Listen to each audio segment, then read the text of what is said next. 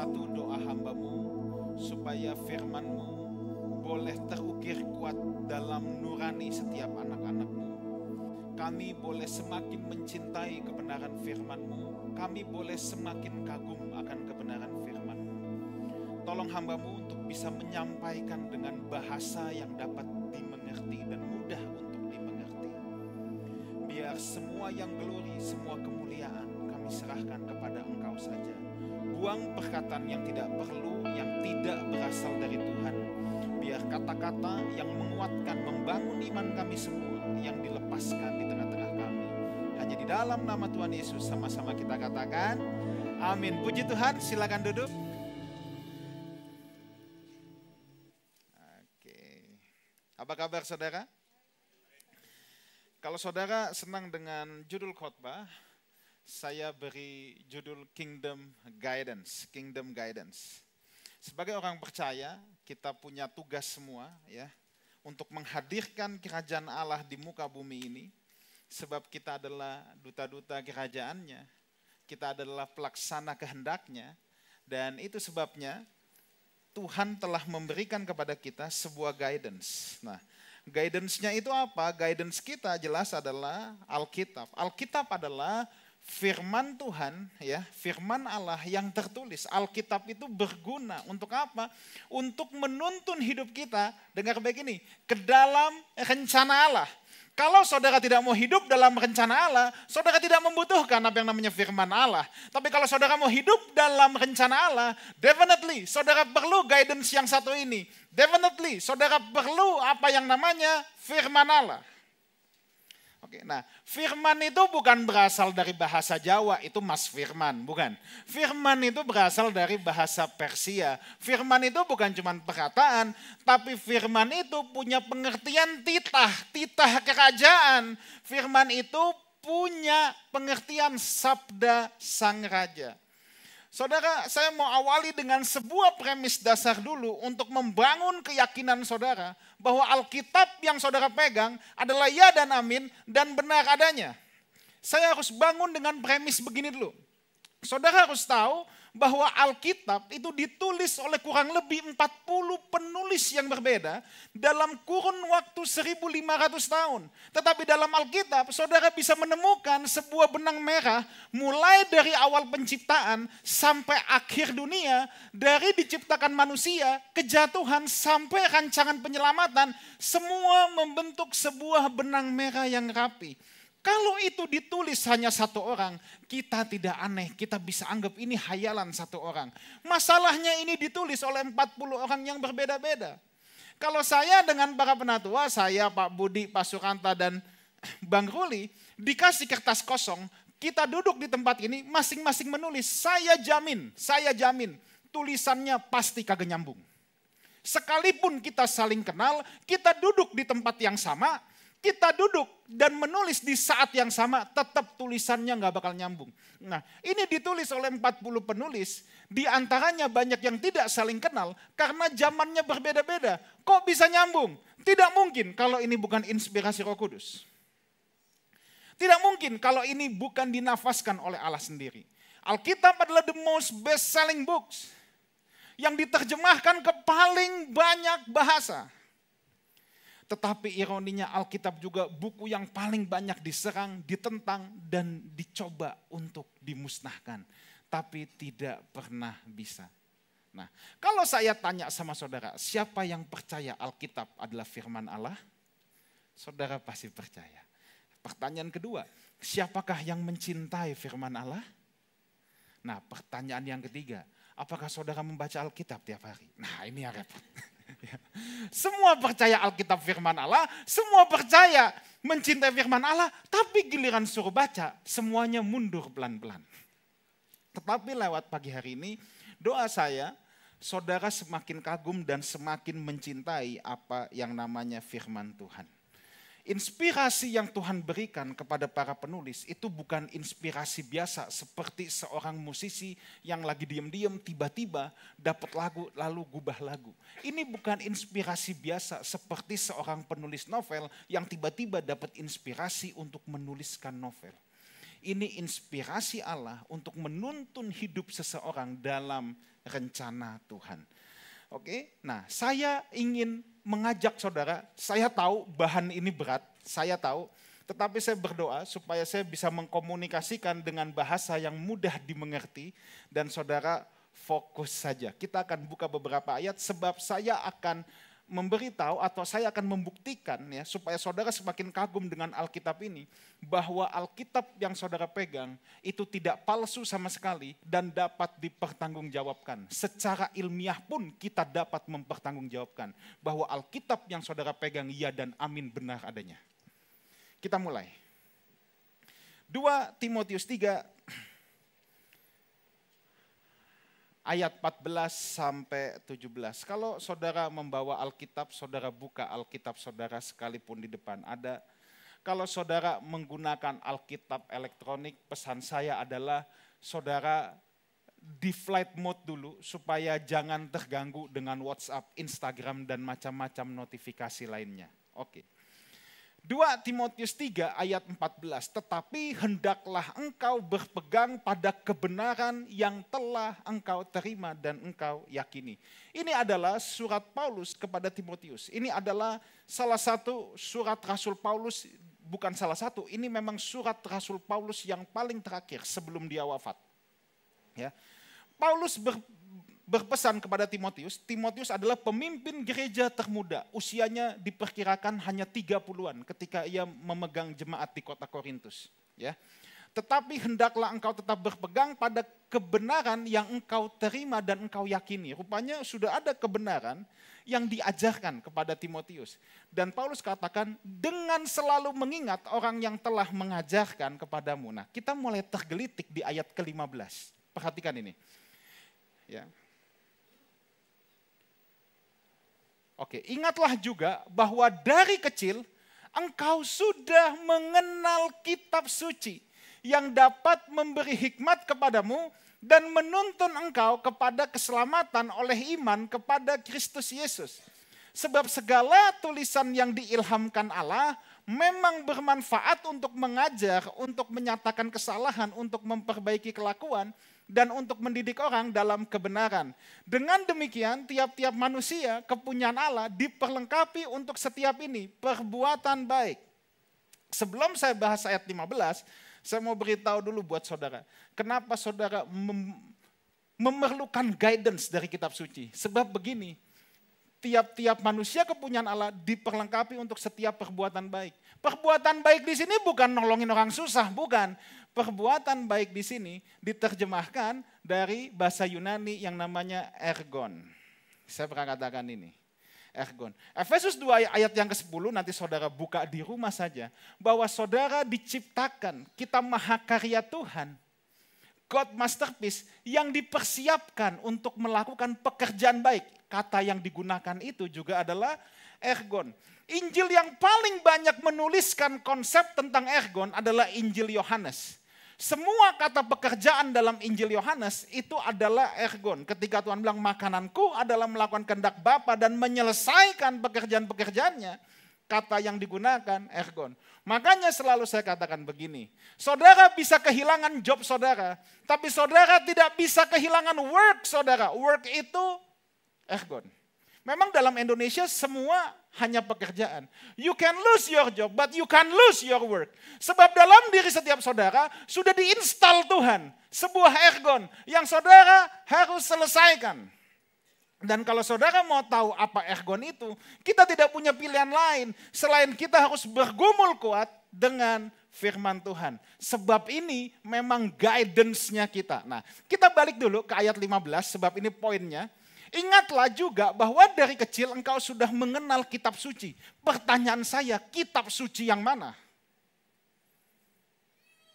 Apakah seperti Alkitab yang saudara pegang? Tentu bukan, sebab Alkitab belum ada seperti yang kita pegang. Tapi kitab suci di sini yang sudah pasti adalah perjanjian lama yang saudara pegang. Kalau saudara ke Israel, saudara mau mencari Alkitab perjanjian lama, saudara nggak perlu pusing sampai detik ini. Untuk lihat versi siapa. Alkitab yang orang Yahudi pakai itu sama persis dengan perjanjian lama yang saudara pegang. Untuk membuktikan kitab perjanjian lama bahwa itu adalah kitab yang berotoritatif dan asli, itu tidak sulit, itu sangat mudah. Nanti yang lebih ribet ketika kita masuk ke dalam perjanjian baru. Sekarang kita lihat dulu yang perjanjian lama. Tapi di sini saudara sudah bisa melihat bahwa terhadap perjanjian lama pun Paulus memberikan sebuah pernyataan bahwa kitab suci memimpin atau menuntun engkau kepada hikmat dan kepada keselamatan. Berarti Paulus sudah menempatkan kitab suci atau Alkitab, yang sekarang kita kenal dengan Alkitab, sebagai otoritas tertinggi dalam hidup manusia. Sebab memang guidance inilah yang bisa membawa kita kepada hikmat dan keselamatan. Pertanyaannya sekarang, tahu dari mana bahwa kitab PL kita tervalidasi? Saya akan buktikan dari Alkitab dulu, nanti kita tutup Alkitab, saya buktikan dari sejarah. Oke, sekarang dari Alkitab dulu. Tahu dari mana bahwa PL kita benar? Udah, nggak usah jauh-jauh. Ini gampang. Kenapa gampang? Yesus sendiri yang memvalidasi, itu masalahnya. Makanya saya bilang gampang. Lukas 24 ayat 44. Ini sudah tertulis ya, jadi gampang banget saudara. Yesus berkata kepada mereka, ini kan perjalanan ke Emmaus. Ketika Yesus bersama-sama dengan jalan dengan 2 orang murid, tapi bukan ke-12 murid. Kleopas dan satu lagi yang tidak disebutkan namanya. Menurut sumber tradisi itulah Lukas sendiri ya. Ia berkata kepada mereka, inilah perkataanku yang telah kukatakan kepadamu. Ketika aku masih bersama-sama dengan kamu, waktu Yesus masih bersama-sama dengan mereka, yakni bahwa harus digenapi semua yang ada tertulis tentang aku, kata Yesus. Lihat ini, dalam apa? Dalam kitab Taurat, nabi-nabi, dan kitab Mazmur. Ini namanya Tanak. Nah saudara kagak perlu pusing, Tanak itu singkatan. Jadi kitab perjanjian lama, orang Israel tuh kenal dengan nama Tanak. T-nya itu Torah, N-nya itu Nevi'im, kitab nabi-nabi yang saudara pegang saat ini. Ada kitab Yesaya, Yeremia, Amos, Obadjah, Hagai, semuanya. Itu Nevi'im. Dan K-nya itu Ketuvim. Ketuvim itu Mazmur, semuanya ada di situ. Ester, Ratapan, Amsal, itu Ketuvim. Jadi Yesus sendiri sudah memvalidasi perjanjian lama yang saudara pegang.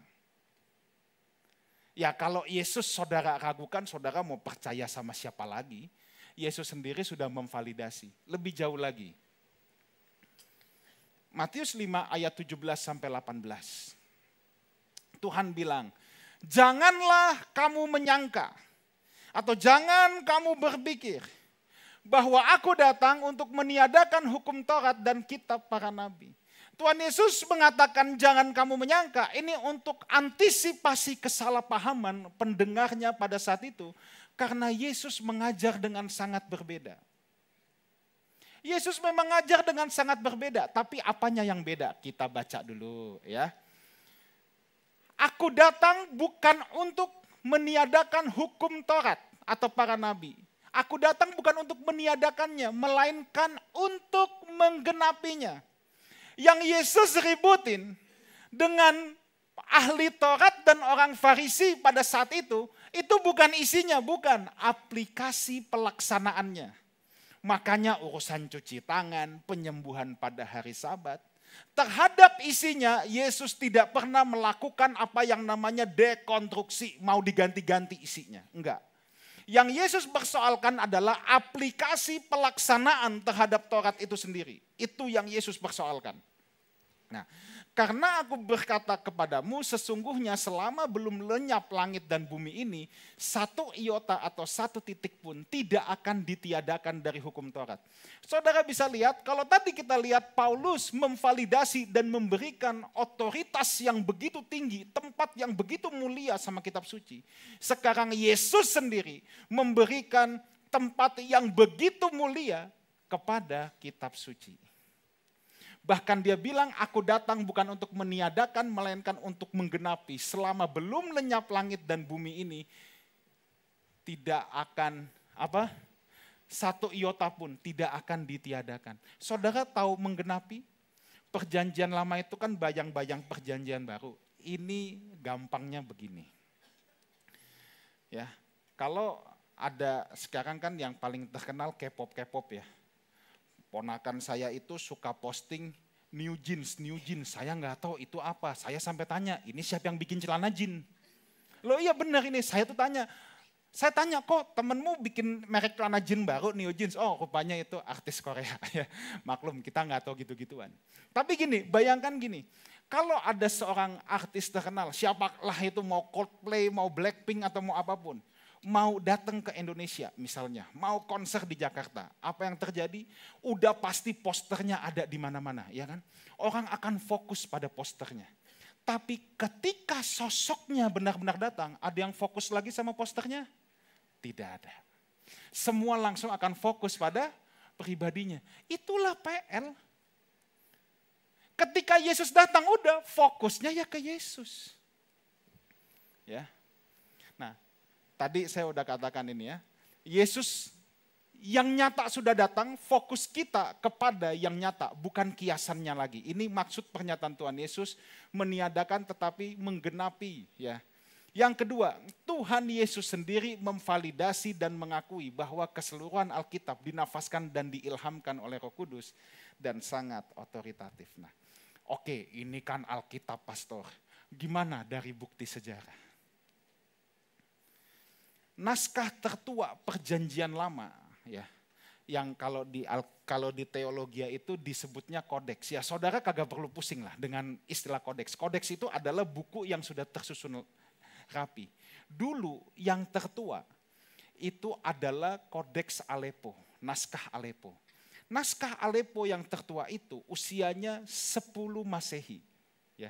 Jadi kalau katakan Yesus lahir di awal-awal kira-kira abad pertama Masehi, naskah ini selesai di abad ke-10. Itu yang ditemukan. Tapi tahukah saudara, kalau saudara ke Israel, kita nih mau ke Israel saudara, sebenarnya awal kita Oktober, tapi kondisi begini saya pikir undur. Baru saya berpikir oke, kita berangkat Februari, Iran lagi perang sekarang, ya udah kita tunda lagi. Ya. Tidak apa ya. Tapi percayalah kalau saudara ke Israel, itu salah satu situs atau ritus tempat yang pasti dikunjungi adalah Gua Qumran yang terdapat naskah Laut Mati. Kenapa? Sebab di Gua Qumran itu lengkap gulungan Alkitab Perjanjian Lama yang saudara pegang. Itu lengkap saudara. Yang gak ada cuman kitab Rut doang di Gua Qumran itu. Gulungannya itu hampir 1000 lebih. Hampir 1000. Dan usianya dalam uji karbon, kalau tadi naskah Aleppo tahun 10 Masehi, ini usianya 600 sebelum Masehi. Hampir mustahil, makanya dikatakan penemuan Gua Qumran itu salah satu penemuan paling istimewa dalam kekristenan. Sebab ini akan membungkam bahwa Alkitab yang saudara pegang dipalsukan. Sebab ini lengkap saudara, penemuan ini lengkap dan usianya 600 sebelum Masehi. Dan memang gulungan-gulungan yang ada itu, ya apa yang ada di Alkitab saudara. Oke, kita teruskan. Maaf. Sekarang bagaimana dengan PB? Nah ini agak ribet sedikit saudara. Ya. Saudara anggap ya ini kuliah umum, tapi saya berdoa ini saudara dapat memahami. Sebab ya saya punyalah karunia untuk menyederhanakan apa yang sulit. Ini nggak tahu bobotnya berapa SKS, saya juga tidak tahu ya. Tapi ini satu-satunya ayat dalam Perjanjian Baru yang kita bisa menemukan validasi akan kitab-kitab Perjanjian Baru itu ini. 2 Petrus 3 ayat 15 sampai 17. Anggaplah kesabaran Tuhan kita sebagai kesempatan bagimu untuk beroleh selamat. Seperti juga Paulus, saudara kita yang kekasih, telah menulis kepadamu menurut hikmat yang dikaruniakan kepadanya. Nah jadi surat-surat Paulus itu sudah beredar luas sejak awal-awal gereja. Makanya Petrus memvalidasi apa yang Paulus tulis. Ayat 16. Hal itu dibuatnya dalam semua suratnya, apabila ia berbicara tentang perkara-perkara ini dalam surat-suratnya itu ada hal-hal yang sukar difahami sehingga orang-orang yang tidak memahaminya dan yang tidak teguh imannya akan memutarbalikan menjadi kebinasaan mereka sendiri. Dengar baik. Yang suka memutarbalikan kebenaran firman Tuhan, ujungnya pasti kebinasaan. Itu Alkitab yang menulis, itu Petrus yang menulis. Orang yang suka memutarbalikan firman Tuhan, ujungnya pasti kebinasaan. Ayat 17, tetapi kamu saudara-saudaraku yang kekasih, kamu telah mengetahui hal ini sebelumnya. Karena itu waspadalah, supaya kamu jangan terseret ke dalam kesesatan orang-orang yang tidak mengenal hukum. Dan jangan kehilangan peganganmu yang teguh. Rupanya Petrus juga bilang, siapa orang yang suka memutarbalikan kebenaran, memutarbalikan firman, adalah orang-orang yang tidak mengenal hukum. Dalam bahasa Yunani, athesmos, lawless, orang-orang yang tidak suka dengan hukum, orang-orang yang tidak suka dengan batasan. Selalu saya bilang, yang bisa bebas mutlak itu cuma Tuhan. Yang namanya manusia pasti punya batasan. Saudara beli tanah aja itu ada patoknya, ada batasan. Indonesia negara merdeka aja punya batasan. Bahkan saudara main game pun pasti ada aturan. Siapa yang mau main bulu tangkis tanpa net? Siapa yang mau main sepak bola tanpa garis, bolanya dibawa sampai keluar stadion? Enggak ada yang mau. Sebab kita hidup itu pasti memang ada batasan, suka atau tidak suka. Nah, orang-orang yang memutarbalikan firman adalah orang-orang yang tidak suka dengan hukum. Itu yang Alkitab nyatakan. Ya. Nah, ini adalah satu-satunya validasi di mana surat-surat Petrus ya, atau surat-surat Paulus itu divalidasi oleh Petrus. Bahwa surat itu sudah beredar. Nah, mari, mau tidak mau untuk validasi PB kita harus banyak ke sejarah. Ini tidak ada di Alkitab, tapi ini mutlak. Sebab ini ada dalam sejarah semuanya. Apa yang saudara lihat di depan ini adalah papirus. Zaman dulu Alkitab itu atau kitab-kitab itu ditulis di daun papirus. Belum ada kertas seperti saudara. Ini yang udah rusak banget sampai ada yang seperti ini yang masih agak bagus. Papirus itu memiliki ketahanan yang luar biasa. Bahkan dia tahan air. Jadi kalau saudara ingat kisah Musa ditaruh di sungai Nil, kemungkinan besar keranjangnya itu pun dibuat dari papirus. Sebab papirus itu bukan cuma kuat tahan air, tapi daun papirus itu ada bau yang buaya tidak suka. Sungai Nil itu kan terkenal, buayanya banyak saudara. Ya.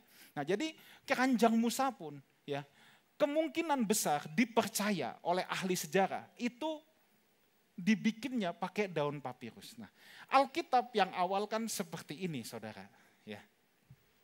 Nah, kita lanjut dulu. Nah, jumlah yang seperti ini, ya, jumlah seperti ini kan naskah-naskah perjanjian baru. Jumlahnya ini saudara bandingkan. Kenapa saya bilang bahwa ini perbandingan naskah kuno PB dengan naskah kuno lain? Ini semua naskah-naskah kuno yang paling banyak salinannya itu adalah si Homer, 643. Sedangkan perjanjian baru punya naskah itu mencapai 5.000 lebih. Ahli sejarah manapun sepakat, kalau salinannya begitu banyak, itu sudah pasti asli. Jadi saudara harus bayangkan gini, Alkitab yang saudara pegang, ya, Alkitab yang saudara pegang, proses penyusunannya tuh gimana sih? Nih, saya bawa dulu ke situasi zaman itu. Ingat ya, zaman itu nggak ada handphone. Kalau saudara sekarang tinggal foto gampang. Nggak ada mesin fotokopi, nggak ada perusahaan percetakan. Paulus tulis surat kepada jemaat di Galatia. Di Galatia sendiri gereja rumahnya tuh banyak. Kan terdiri dari banyak jemaat. Paulus tulis pasti cuma satu, nggak mungkin tulis 10. Waktu Paulus tulis, orang-orang pada nyalin. Karena kalau diedarin, dibaca sampai selesai, diedarin, ini kelamaan, susah. Jadi orang-orang tuh pada nyalin. Nah, salinan-salinan inilah yang beredar luas. Nah, ketika salinan-salinan ini ditemukan, kalau naskah asli yang pertama ditulis oleh penulis itu namanya otograf. Otograf sudah tidak ada lagi. Tidak ada naskah kuno manapun yang ada otografnya hari ini. Tidak ada. Tetapi yang dilihat adalah salinan-salinan. Begitu salinan ada 5.000 lebih, yang isinya kurang lebih sama semua, bahkan dapat dikatakan sama, itu sudah pasti tervalidasi asli. Ini bukan soal banyaknya doang saudara, tapi saudara harus melihat jarak penulisannya. Homer yang punya 643 salinan itu kan sangat banyak. Homer nulis kira-kira 800 SM. Tapi salinan tertua yang ditemukan itu 400 Masehi, jaraknya 1200 tahun. Tapi kalau dibandingkan Alkitab, yang paling dekat, nah ini, yang paling dekat, Rasul Yohanes meninggal di Efesus tahun 96. Salinan Injil Yohanes tertua yang ditemukan, ini saya nggak ngada-ngada. Dan saudara, zaman sekarang gampang, saudara tinggal ke internet, ketik Early Bible Papyri, saudara bisa lihat. Naskah Injil Yohanes yang dikasih kode P52 yang disebut naskah John Allen, itu 115 Masehi. Dari jarak kematian Rasul Yohanes kurang dari 20 tahun. Begitu dekatnya, nyaris tidak mungkin salah. Kita udah hidup di tahun 2024. Tahu dari mana Pak Harto menyerahkan kekuasaan kepada Pak Habibie? Tahu dari mana? Kan arsipnya lengkap semua, ya kan? Ya bayangkan, sama. Alkitab pun seperti itu, jarak penulisannya begitu dekatnya. Ada lagi naskah P46, ini salinan surat-surat Paulus. Salinan surat-surat Paulus. Ini penemuannya lebih belakang lagi. Yang diuji karbon oleh Profesor Kim, ini adalah ahli papirus. Diperkirakan usianya tahun 85 Masehi. Ingat, ini salinan. Ya, salinan. 85 Masehi. Paulus mati sekitar tahun 64 di kota Roma. Coba bayangkan, jaraknya kurang lebih cuma 20 tahun semua. Dengan salinan yang begitu banyak, tidak mungkin ini palsu. Tidak mungkin, there is no way untuk dikatakan ini palsu. Dengan salinan yang begitu banyak, ya, dengan bukti-bukti salinan yang begitu banyak, tidak mungkin ini dikatakan dipalsukan. Nah, data tekstual PB, salinan berbahasa Yunani aja ada 5.000 lebih yang tadi saudara lihat. Dan ini akan terus ditemukan terus. Kalau salinan bahasa Latin itu ada 10.000 lebih. Kutipan-kutipan PB dari tulisan bapak-bapak gereja itu ada 60.000 lebih. Tidak mungkin perjanjian baru yang saudara pegang itu palsu. Apa maksudnya kutipan bapak-bapak gereja? Nah, ini memang nggak ada di Alkitab saudara, tapi ini kan sejarah. Misalnya dalam buku The Apostolic Fathers. Buku ini saya punya PDF-nya. Kalau saudara mau saya kirim.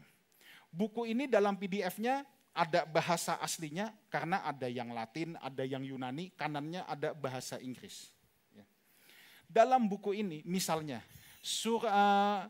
surat Polikarpus kepada jemaat di Filipi, ini memang nggak ada di Alkitab saudara, tapi ini adalah nyata, ini catatan sejarah. Siapa Polikarpus?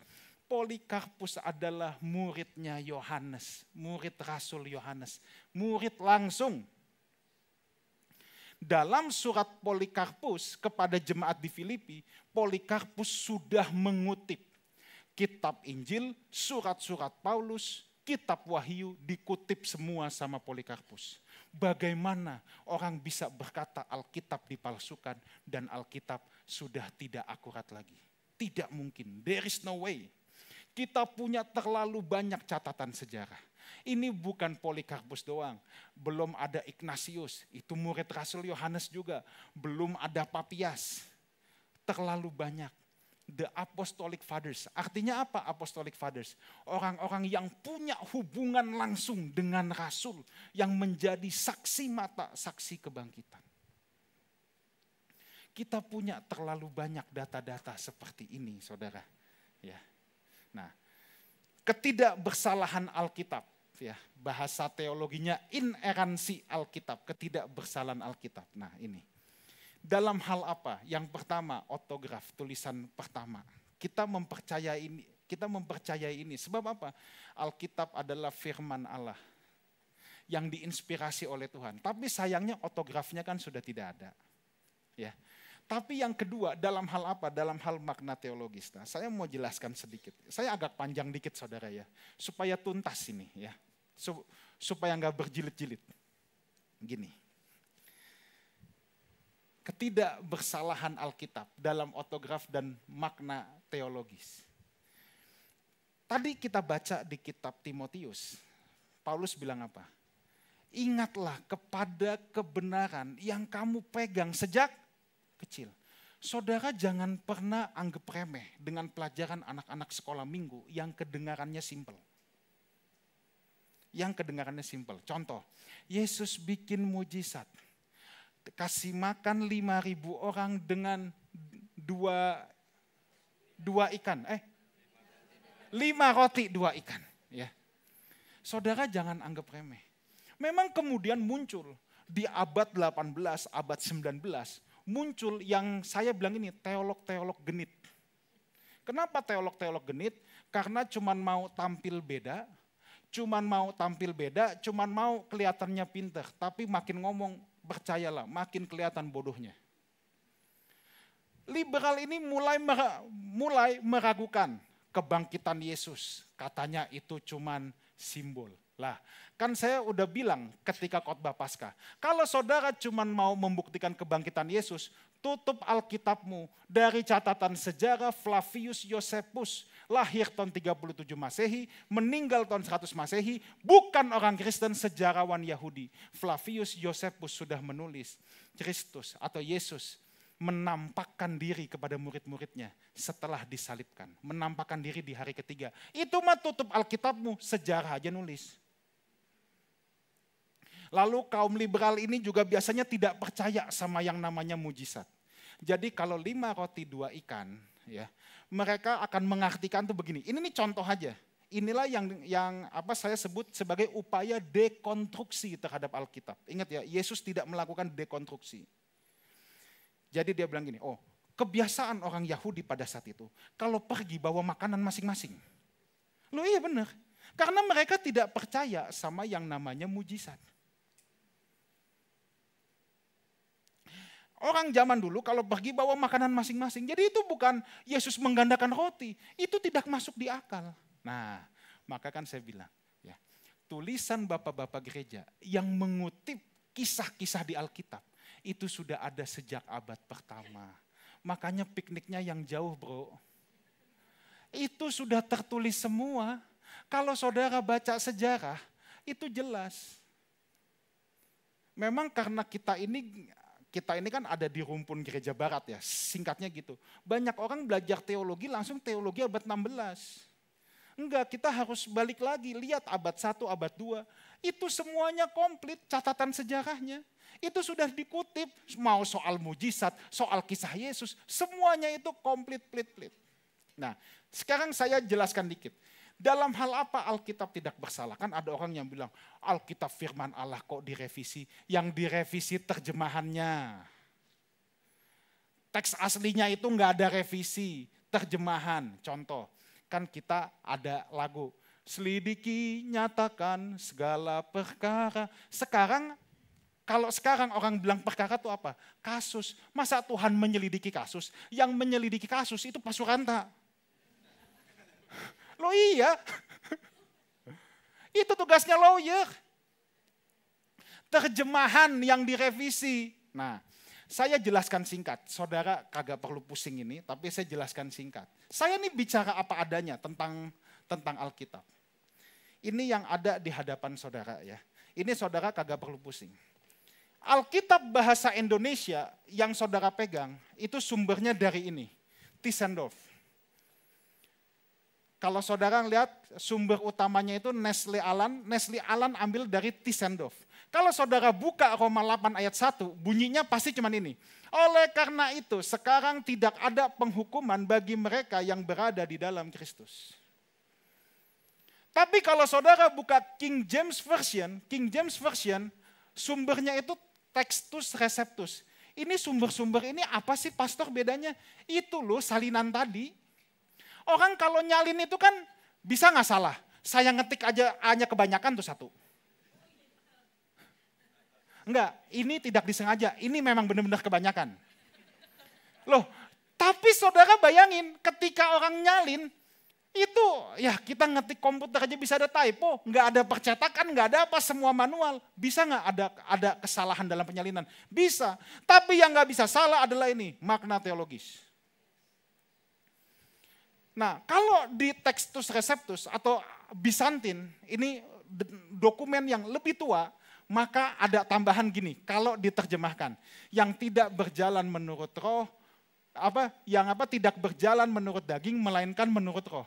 Kok di Tisandov nggak ada, makanya di Alkitab PB kita tidak ada. Apakah makna teologis bergeser? Tidak sama sekali. Tidak sama sekali. Kenapa? Ya, ini kan penjelasan, dan di bagian kitab Roma lain sudah diomongin juga kan, hidup menurut roh. Ya kan, hamba kebenaran. Itu kan sudah diomongin. Saudara juga harus mempertimbangkan, ingat ya, papirus itu harganya pun mahal sekali. Dan bisa ada kemungkinan ketika penyalinan ada yang disingkat-singkatkan. Contoh lagi, Markus 3 ayat 15. Kalau saudara melihat di Alkitab saudara, dan untuk memiliki kuasa untuk mengusir roh jahat. Tapi kalau saudara lihat yang sumber dari Bizantin dan Textus Receptus, dan untuk memiliki kuasa untuk menyembuhkan berbagai penyakit dan mengusir roh jahat. Kok kurang? Apakah ini salah? Ya, kan menyembuhkan penyakit di bagian lain juga udah banyak. Bukan karena di satu teks ini nggak ada, Yesus tidak menyembuhkan penyakit.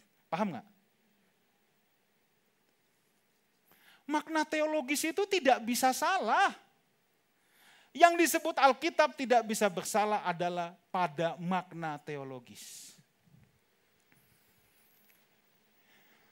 Nah, kalau saudara tanya sama saya pribadi, saya paling percaya yang mana? Saya paling percaya sama Bizantin. Sebab ini yang tertua. Tapi udah, saudara pakai Alkitab ini pun percayalah, cukup. Tapi kalau saya harus cek sampai ke Bizantin.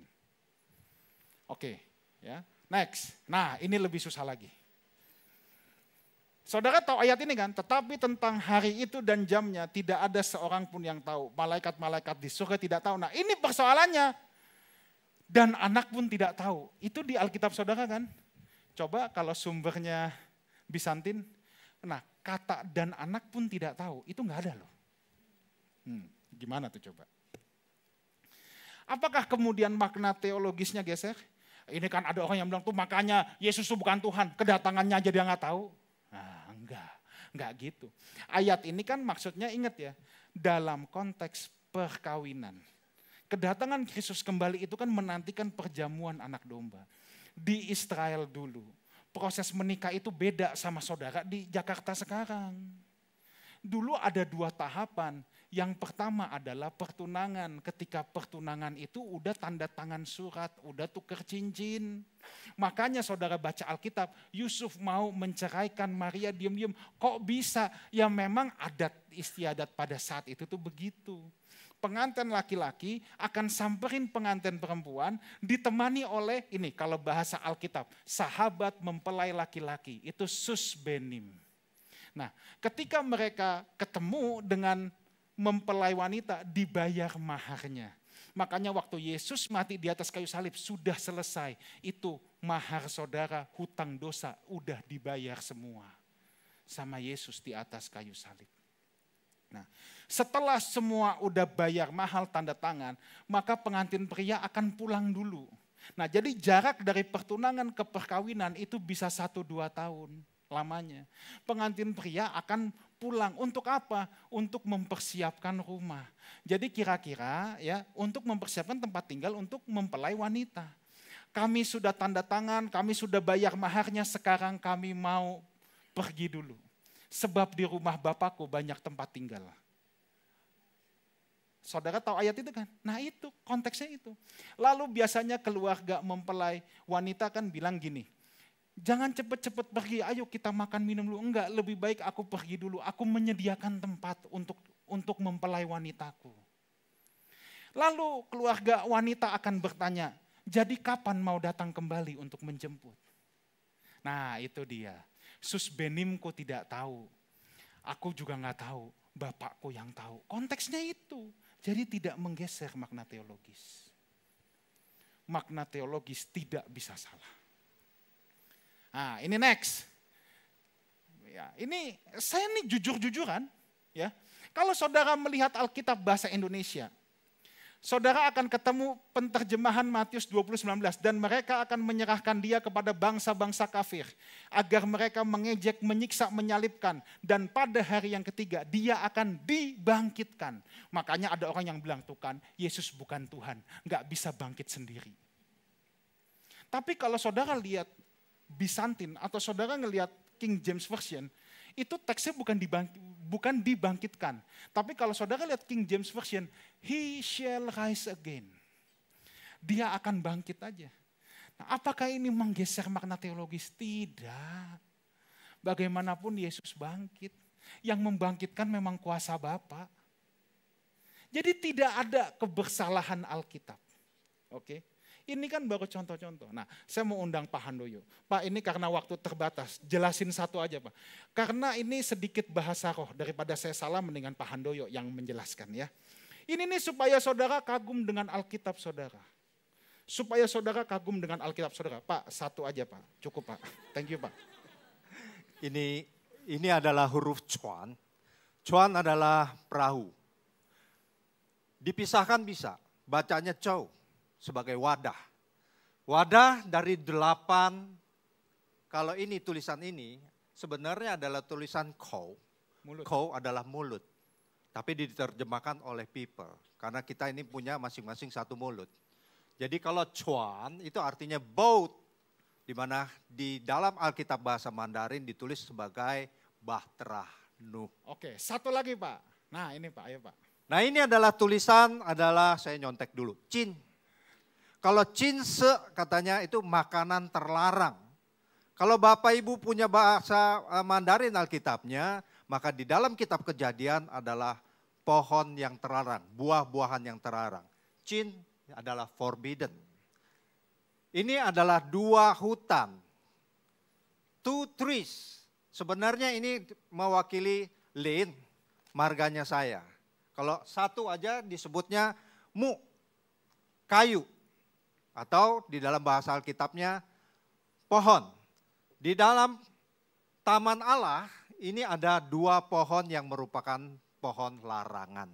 Satu buah pohon yang terlarang dan satu lagi pohon kehidupan. Oke, kira-kira thank you begitu. Pak Handoyo.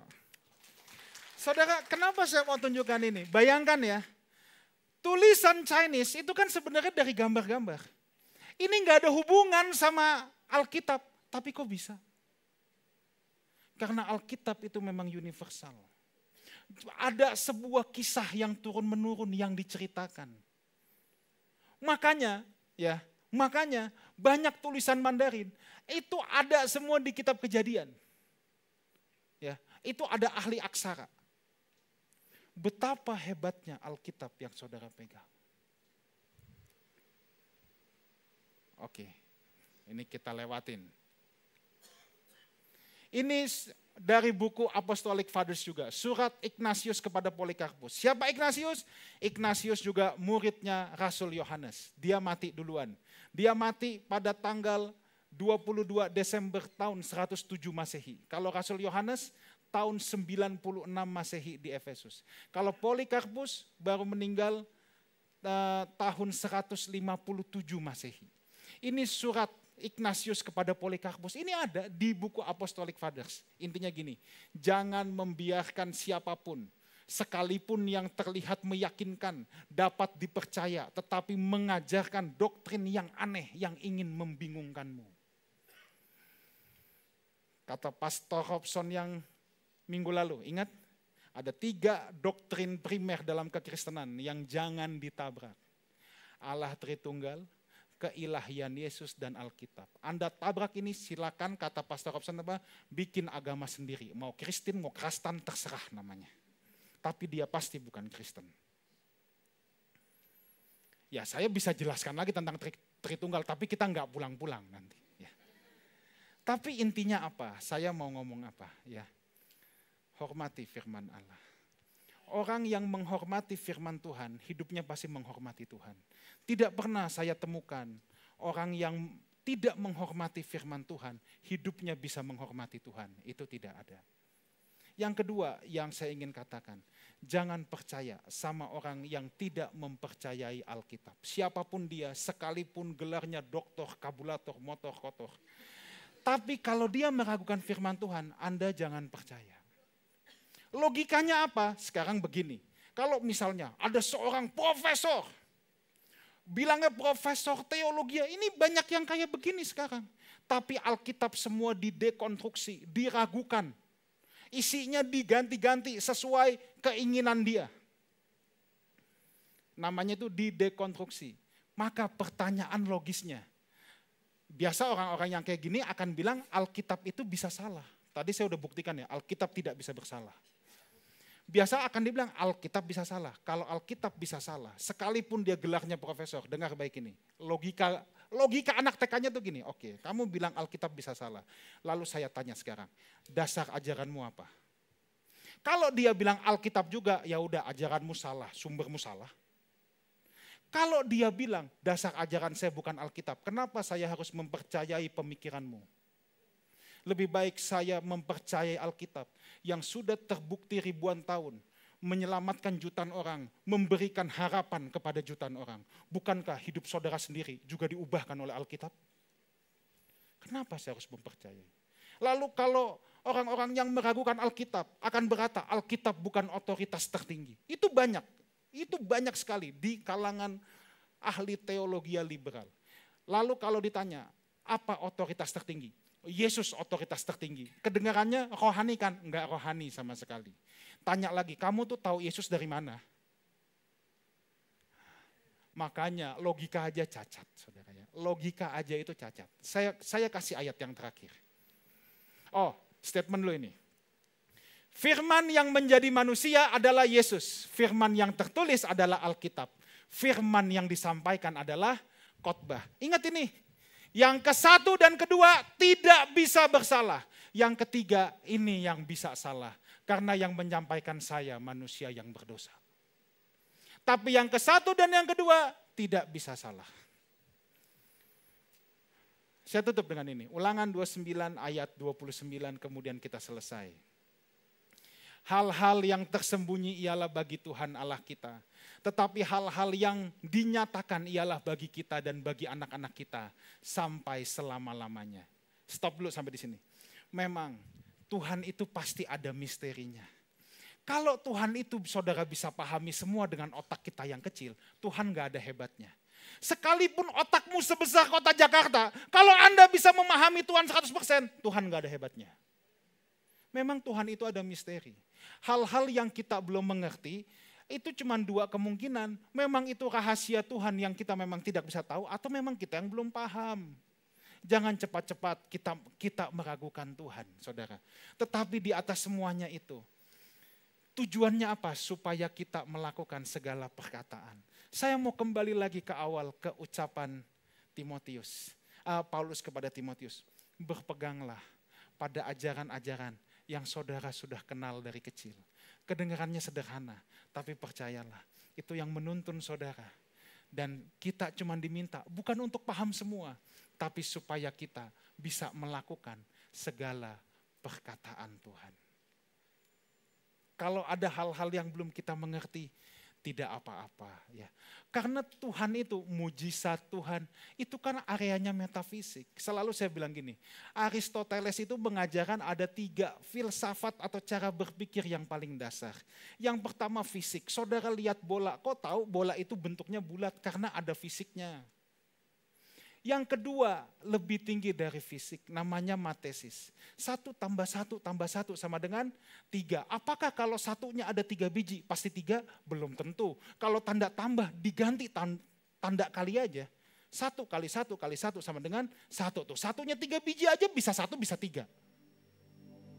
Tapi kalau Tuhan itu bukan sekedar matesis, dia metafisik. Sulit untuk kita pahami. Tapi berpeganglah pada ajaran yang saudara sudah terima. Itu akan menuntun engkau kepada hikmat dan keselamatan. Amin. Kita bangkit berdiri.